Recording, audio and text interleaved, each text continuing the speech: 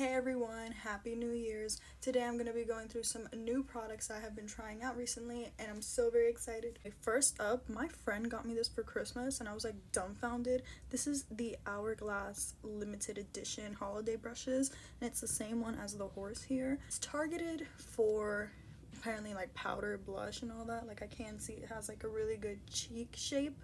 However, I was wondering, what if I've been using it as foundation? So it's not marketed that way at all, but honestly, I wanted a foundation brush kind of like in this shape. Like this reminds me of the House Labs one that it's like kind of triangular, and I think actually does a pretty good job. I will admit, the bristles on this are not that soft for being so expensive. I feel like for the price that it is, even if you weren't using this all over the face, I just feel like she could have been a tad bit softer. And I know a lot of people won't like this for foundation because it is more on the tad bit more fluffy side than dense. But as you can see, it blends out pretty well. Didn't really leave patchiness. Next we have this Glam 2-in-1 pencil. I was super excited for this because one side is a felt tip that it's supposed to be like for really natural hairs, and then the other side is like a regular standard pencil, but it's so tiny. I've been using the same brow pomade for the last 5 years, but I really wanted to give something else a chance. So like, I don't really do much to my eyebrows because as you can see, they're already so full, but I just like using this side, like a little curve. I can admit I was a bit ticklish when I first started using this, but like to really keep things even, I think that's really nice. Like that looks very natural. And I got the shade Chocolate, so I think it matched pretty well. And then this side, just gonna go like those sparse areas. Yeah, I really like this one.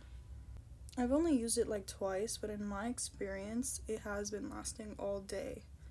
That's really, really nice. And again, I don't really do much to my eyebrows, so for me, I think this is really quick and easy. I don't know if you're someone who like takes a long time to draw them in. Very, very excited for this one. This is the House Labs contour stick. This is in the shade Profile. I kind of spent a little bit trying to figure out what shade to get. I was in between this one and Chisel. I was using the Rare Beauty, but I just found I wasn't a big fan of the formula, and plus I could get away with the color. The color wasn't horrible on me, but it just wasn't as contoury as my last one. I don't know, maybe just liquid contours aren't really for me.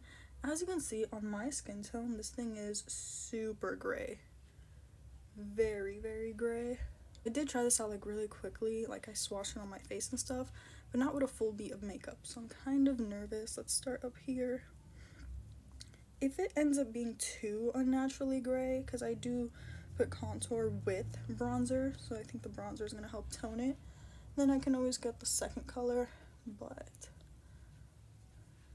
yeah, so far when you blend it, it looks much more natural. And something I didn't like about the Rare Beauty is that I would put like one dot and then it would cover like the whole forehead, and it's like, we all know Rare Beauty is a really pigmented brand, but I just found it wasn't staying in as precise areas as I like my contour to be.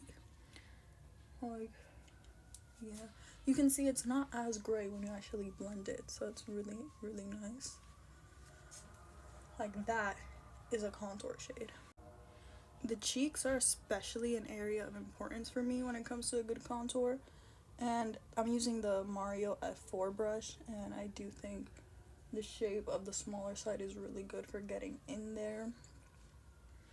But yeah, I love how that blends out, and again, when I put bronzer on, I think it'll help make it a bit less ghostly. I think where it looks the most muddy is my nose, but it's because this brush isn't really great for nose contour, so it's kind of like moving it around everywhere.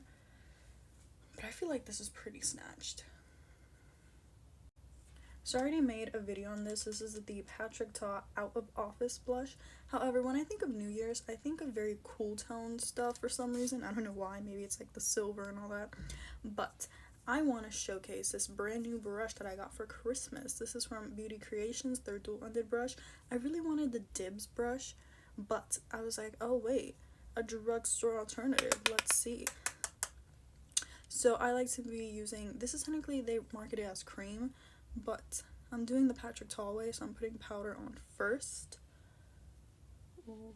And I really want to see, I've been using this side for powder. Ooh, nice. For powder blush, and then this side for powder bronzer. So the opposite of what I do with my Makeup by Mario. It picks up product pretty well because it is more on the dense side, but not too dense that it can't really work with powder products. Now going over to the bronzer side, big fluffy brush. This is the Hourglass powder bronzer. Yeah, very soft, very standard. It works. I don't really know how much to add to this. Like, it's really solid for the price. Definitely recommend this brush right here. Back to the Hourglass brush, and I'm actually using the tinier side for highlight. This is the House Labs highlighter. Yeah, since this is bigger than what I usually use for my highlight, I'm not getting as small of an area. Like, I don't know if you can see, the highlight is kind of going all in this area. It's not as precise as I usually go, but I feel like there are times that you may want a bigger highlighted cheek. As you can see, it applies pretty well, but again, I just feel like there's not much difference between this brush and anything else you can get from anywhere else. I just popped some of this Urban Decay eyeshadow primer on my eyelids. I've used this quite a few times already, and I'm so glad this is a mini, because I'm sorry, I feel like this does nothing. Like, my concealer, even when I don't use any type of primer or base, my eyeshadow looks exactly the same and it stays exactly the same, so this is just a pass for me.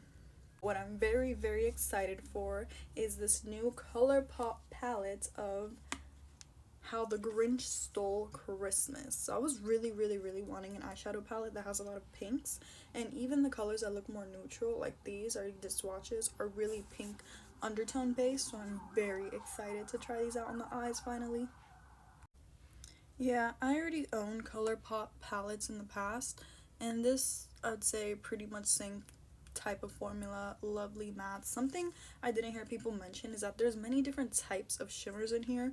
So we have ones that are more like pressed glitters, ones that are more metallic-y shimmer, then we have one that, like this one right here, it's like they're matte that has shimmer in it, if that makes any sense. If you're aware of the ColourPop formula, then you'll know exactly what I mean. So you already know that for New Year's we have got to go cool tone. I made the mistake in thinking this one was a regular silver, but it's like this green shift, which makes sense because this is the Grinch. But we're gonna go in with this shade right here in Tinsel. It's kind of like this more cool toned and a little bit of Stolen Presence, I think. These very cool toned, darker shades all over the eyes. Yeah, this one's more the like sparkly ones, not so much metallic. Really nice. And finally, we have this e.l.f. Increda Curl Mascara. I don't really purchase from e.l.f. anymore, but I've had this unopened for months, and it's finally time to use her up because I use my other mascaras. So let's see. This is supposed to give volume and curl, which is exactly what I look for in a mascara. So over here we have one coat. I can definitely see a bit of that curl. I'd say it gives a bit of volume. Over here we have two. Once again, it's not really like super curling, but definitely has a bit of volume. I would prefer if it was just a little bit higher, but personal preference. I did notice that these kind of flaked through the end of the day, but we'll see how it lasts tonight. The final 2026 New Year's look. What do we think?